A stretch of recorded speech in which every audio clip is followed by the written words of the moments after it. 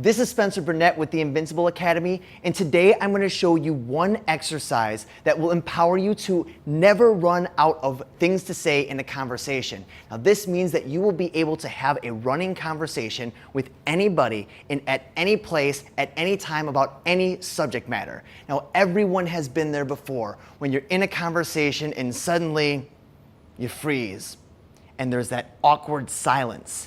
Now, this might be at a dinner with friends and family. This might be on a double date with your significant other and someone from one of their coworkers and stuff. You might be on a first date, or it might be a networking event. Nevertheless, conversation causes a lot of anxiety inside of people because sometimes I don't want to get into a conversation because once I get into that conversation, how do I get out? How do I keep it moving? What if we have nothing in common? What if I know nothing about the things that everyone is talking about? I'm just going to end up being a wallflower that sits there looking just awkward down at my feet as I'm kicking rocks while everyone else is talking, seeming like they're comfortable. But everyone has these same anxieties inside of them. And you might feel that some people have just like the natural gift of gab, and some people do, but it doesn't mean that you can't learn that too. And so if you do this one exercise, and I promise you, you practice this exercise for 15 or 20 minutes before you go out to a networking event, go out to the bars and talk to new people, or go out on a date with someone that you're really, really interested in, you are going to be more confident in your ability to carry on a conversation. And it's a very, very simple exercise that anybody can do. And I'm going to show you a couple ways as well after I show you this exercise on how to really, really make this effective and master the art of conversation. I listen. It's like, yeah, It's like, yeah, listen. Turn me up in the headphones. Yeah. It's like, yeah. You see rappers do that all the time because they're just like filling in words while they're trying to think of things to say, when someone who really knows how to freestyle rap doesn't need to do that. They can actually think and speak at the same time. So all of those awkward silences that you have, that you fill in with just kind of like bumbling bullshit, or maybe you fill in with just like an awkward silence, all that processing can be happening while you're simultaneously talking. And the way that you do that is by doing this one simple exercise called conversation thread cards. Now, when you're having a conversation with someone, there should always be almost like a neon sign above their head of the topic of which you're speaking on. And that is what's called a thread, a topic of conversation of which people are conversing about. Now, it doesn't matter what this topic of conversation is, as long as you can continue to engage with a person, then you never have that awkward silence, and you never kind of have that embarrassing moment where it's like, okay, well, it was nice talking to you. We're all terrified of that moment. So as long as you practice this, and again, only a couple minutes a day, especially right before you're about to go out, or you're having like this expectation to where you've got to speak or network or go on a date or something like that, it's really simple. Here's how it works. So in here, I've got a bunch of cards with random words on them. Now, I've had a bunch of my friends write random words on these cards, of which I don't know what's on them. It really doesn't matter what's on these cards because it's the application of this exercise that actually matters. So don't try to write on the cards like something that the person you're trying to speak with would be interested in. For instance, if you're trying to attract someone of the opposite sex, you might figure out, well, they might be into, if you're a woman, he might be into sports or video games or like whatever. And if it's a man trying to attract a woman, maybe she's into fashion or dancing and something, and you want to kind of pad these cards so they reflect those topics of conversation. You can do that, but it's more so about the randomness, because what we're trying to do is we're trying to encourage awkwardness in this exercise by talking about completely random things. But let's get to it and let me show you how to do this. It's very simple. You choose a card and you speak for a minute. Now the key is don't stop talking. It doesn't matter if you stutter, it doesn't matter if you bumble, it doesn't matter if you say something absolutely stupid or that's off topic. It doesn't matter. Just keep your mouth running. Now I'm going to pick myself a random card here. I hope you guys didn't write terrible things on here. Okay, meditation. So I never really understood what meditation was. I usually thought that it was something where you just kind of sat and you were silent and you tried to clear your mind. But then I started understanding that meditation is really more so about controlling your mind. And as I started understanding that, I started to see the value in it, where sitting in silence suddenly could make you better in the chaos of the world. And as I've been practicing meditation, I find myself slowing down in stressful situations. I find myself being more relaxed and with less anxiety, and I find myself kind of not holding on to the past so much. And ever since I've taken on this practice of meditation, my life has significantly improved. Okay, so now that was about a minute, and meditation was actually kind of an easy one. Like, thanks guys, whoever wrote that one, it was actually pretty easy. But this is basically the exercise. I'll do another one for you. Stadium. I was watching a documentary on, I think it was on YouTube, about like the modern day stadium. And they were showing some of these stadiums that had crazy retractable roofs, and they had ones with like big, huge circular screens and stuff. And this guy who's like the stadium expert of all time or something like that was talking about like the new type of stadium. Because if you think about it, they're like billion-dollar buildings that are only used really a handful of days out of the year. So he was talking about stadiums more so like being like public parks, where it would actually be open to the public, where there's stores in there and nightclubs and restaurants, so it could be multi-purpose and not just used for football games and baseball games and concerts. I found that really interesting, because if you think about it, like when you go to a stadium and there's no game, like it's just this giant open, essentially abandoned building. And you don't really see too many billion-dollar structures that are abandoned most of the time. So that was another one.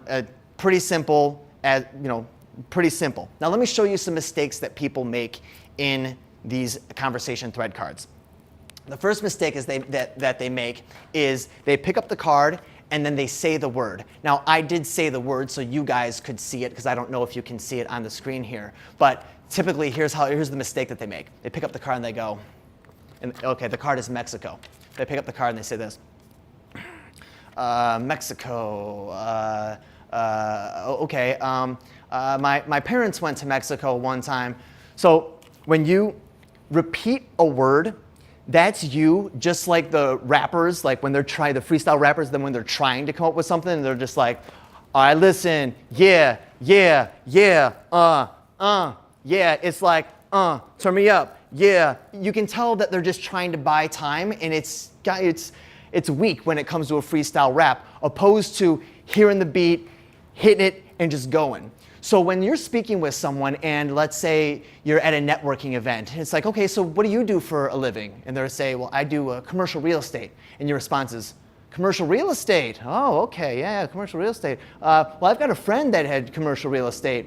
When you repeat back what they said, it's not building rapport. I mean, it is in certain circumstances, but when it's immediately after what they said to you, it's really you just buying time. And they can tell by the way that you inflect up. Real estate, oh. And they can tell by the way that your eyes go when you're looking up and to the right, when you're trying to come up with something to say, because you are at a blank. So instead of having a card, this one's church, when you pick it up, you read it and say, I used to go to church, but then I started to realize that I'm already such a spiritual person that I kind of feel like I'm at church all the time. And some people kind of consider that to be a cop-out, but it's like asking a farmer how often they go to the grocery store. Like, if you're always making your own food and growing your own food, like, really, what's the purpose? Or asking a construction worker, like, when he goes to work out. Like, if your job is physical labor,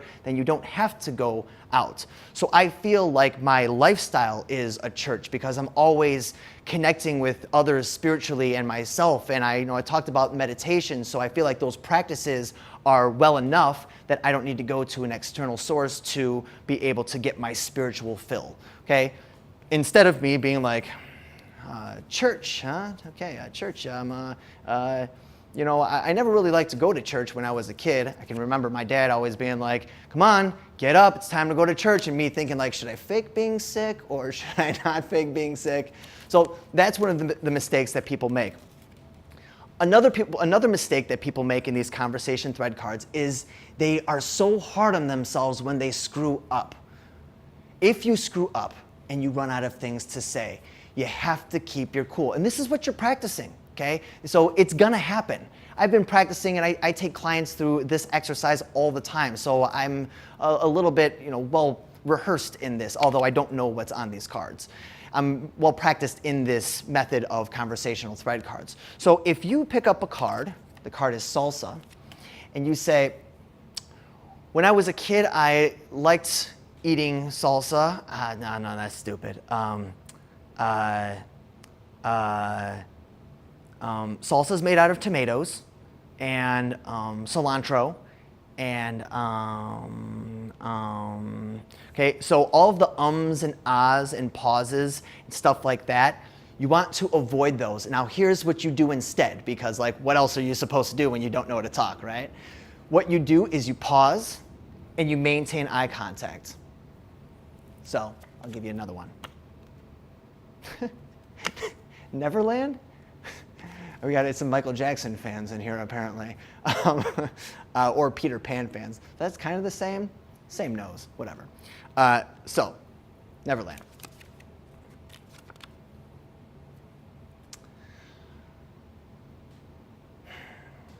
Peter Pan. Tinkerbell. Lost Boys. Actually, Michael Jackson was a big fan of Peter Pan. I mean, he named his home the Neverland Ranch because he just wanted to be a kid all the time. And apparently it was a place that was great for kids because, well, not like for the safety of kids, but like to have fun there. Okay, so what you saw me do is just, I said one word, paused, as I was thinking of something else. Again, let's go back to the one, salsa. Instead of being like, okay, it's made out of tomatoes and like it's good with like avocados too. You can dip chips in it. Confidence, eye contact, and just say a list if you have to. Tomatoes, onions, cilantro. Actually, when I make salsa, I have a secret ingredient that I put in there. And of course I put garlic in there, salt and pepper, but my secret ingredient is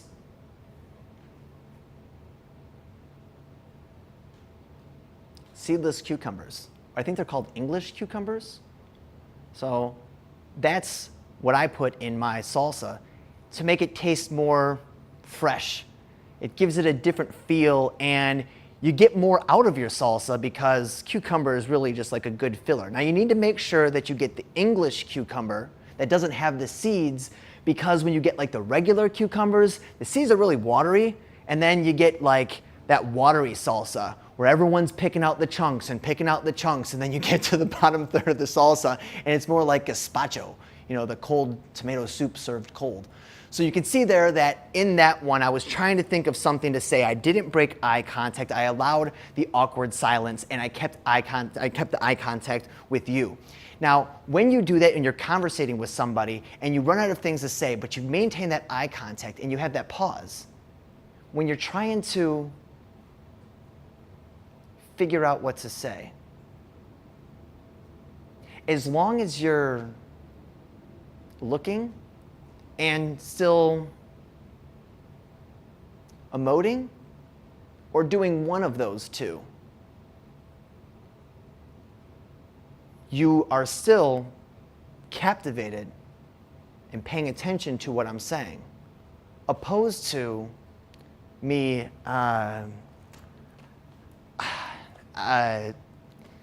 saying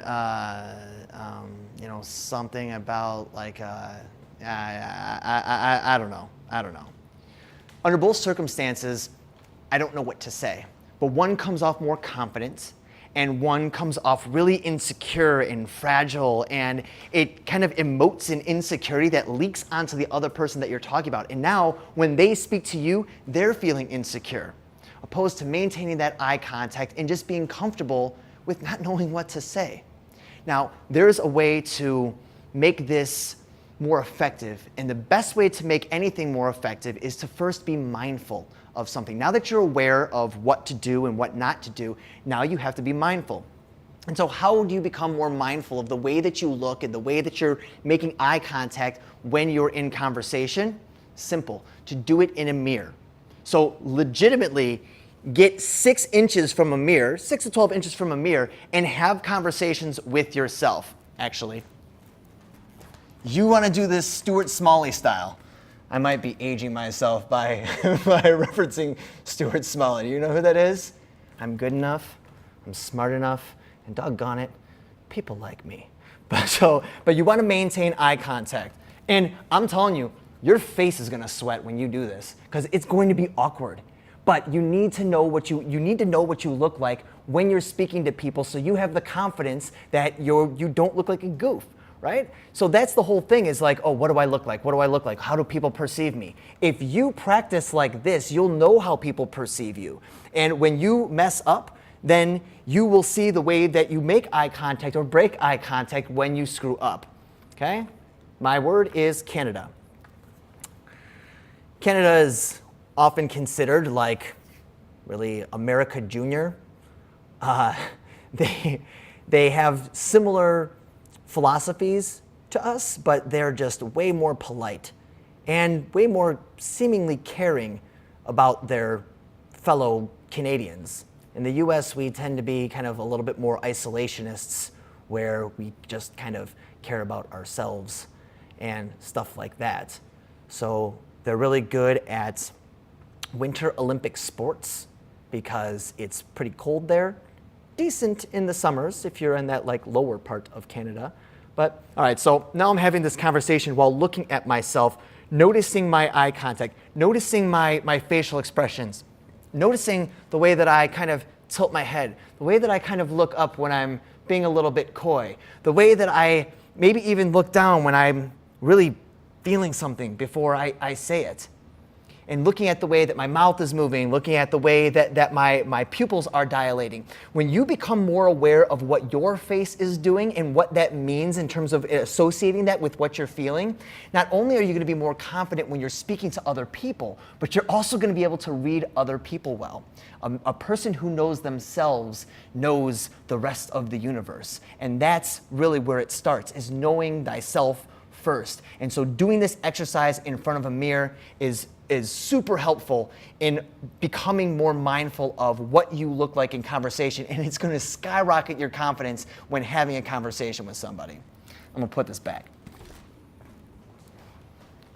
Another way to become more mindful of the way that you look when you speak is actually to get out your video camera, record yourself, and I got a message, to record yourself and to review the video to see what you look like. So you can hold it up in front of here. This seems a little bit less natural than an actual conversation, so maybe prop it up against something, and so you can kind of have your hand motions and all of that. But really watching yourself on video is going to give you huge insights to maybe some nervous tics that you have. There are some people that are constantly playing with their hands here, or some people that maybe kind of have just straight arms and they're very, very stiff. Or maybe someone that's constantly pacing or something, or some people sway like this, or some people just keep their hands up like this, especially like guys that are trying to be smooth, right? And guys, they lick their lips and their hands. I just want to say, right? That's insecurity. Hands at your side, move them around. You can have them here. You can have them in your pocket. They can be straight down, as long as it's kind of dynamic and it's natural. You want to make sure that you're not just sticking to like one thing, doing the same thing kind of over and over again, or even like the same things with your hands over and over again. This is odd. But if you kind of mix it up, put your hands up, upward, downward, hands in the pocket, hand in the back pocket, using one hand to talk, hands in front of you and trying to be more sincere. Picking up on all of these social cues, or all these body language cues that you're doing will help you, again, be more mindful. Because so many of us, when we socialize, we feel like we need a drink in our hand because, like, what do you do when you're uncomfortable and you're done talking? You run out of things to say? Quick drink. And that's how you end up getting wasted at a business networking meeting or a company Christmas party where you never really get to talk to people outside of work, but all of a sudden you're in this like social environment instead of a work environment, and it gets really, really awkward. So in between every awkward silence, you're just taking a sip, and soon you're face down in the plants on the side, throwing up into a fern, wondering if your boss is gonna bring it up on Monday. There's no need for that as long as you're mindful of the way that you communicate. You don't constantly have to be using a drink as a crutch. So to recap, if you want to be better in conversation, you need to be able to speak on any random topic. Now, if you notice that some of these are, the meditation, I'm really into meditation, but like salsa, I don't know much about. Like, I could talk about jazz, and there I go being... There I go being awkward and stuff. I mean, these cards shouldn't be things that you're necessarily comfortable about. I mean, some things that you are. I'm always comfortable with, meditation or whatever. But here we go, like Flintstones, candy canes, Bitcoin, Miami, strippers, really guys? Weather. Books, like these are all just random words. And the reason that you want these random words is because, again, you want to be able to run your mouth about any topic of conversation, any thread, like I said, that neon sign of topic of conversation, no matter what it is, you're able to speak on it. Now, if you are in a social situation and you don't have anything insightful to say or any stories to say, then it's very simple. Talk a little bit about it and then ask an intelligent question. So, I know nothing about, the rainforest. I've never been to the rainforest before. I've been to tropical places, but I don't think that I've been to the rainforest. And I always used to hear, save the rainforest, save the rainforest. You don't really hear that too much. So like, did someone save it? Or did we just start to ignore saving the rainforest? It seems like you understand a little bit more about this than me. So what happened to save the rainforest? And now I've asked a question about something I have no idea what I'm talking about, and I was able to get you to engage by asking that question.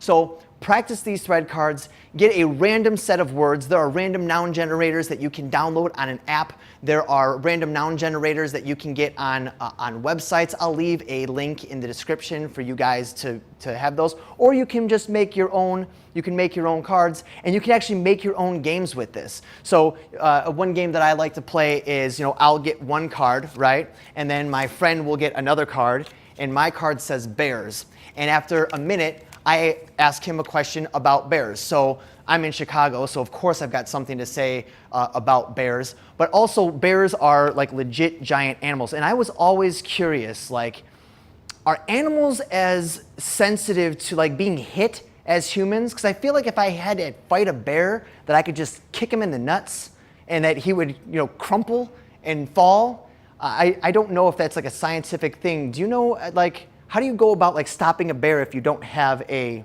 weapon? And so then you pass it by asking a conversation. Then this person, the next person that you're talking to, if you're doing this with a friend, they start talking about, they answer your question. I'm not really sure if you do that, but I think that you're supposed to, if a bear gets a hold of you, poke them in the eyes or something like that. I don't know if that's like an elephant or a donkey. Or just a politician in general, like elephant, donkey, you get what I'm saying? And there really should be a third party, right? And maybe that should be the bears, like the politician that like doesn't give a shit about anything and just like mauls across his constituents just to get his own way. So the card that I did have was politics. So I answered the question and then I turned it into the topic of conversation. I veered the thread to the topic of conversation that was on my card. So if you're playing this with a friend, that's a cool dynamic game that you can play. Now, if you want to learn even more dynamic games of these conversational thread cards, then I encourage you to fill out the form below where you can actually get advanced conversation training by me personally. Now, if you are wanting to network to get a job, if you want to be able to have a conversation with a boss to be able to get a raise, or if you want to be able to socialize in a way where you're making more friends or getting more dates, there are specific strategies that you can learn that help you veer any conversation to any conversation that you want to have, your own agenda. So essentially turn the term sugar into you getting a raise, turning the term circus into you getting a date, and using the term ping pong in order for you to get a job, and using the term, oh gosh, I can't say that one, or that one, Jesus!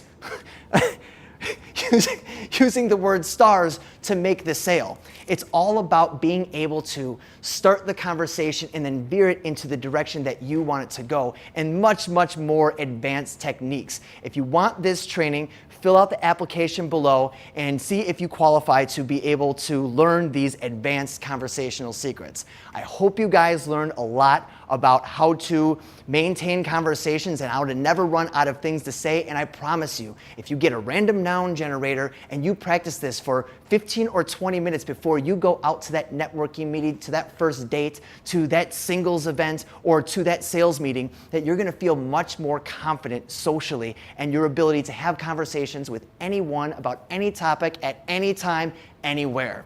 Till next time, this is Spencer Burnett with the Invincible Academy. All right, I'm done.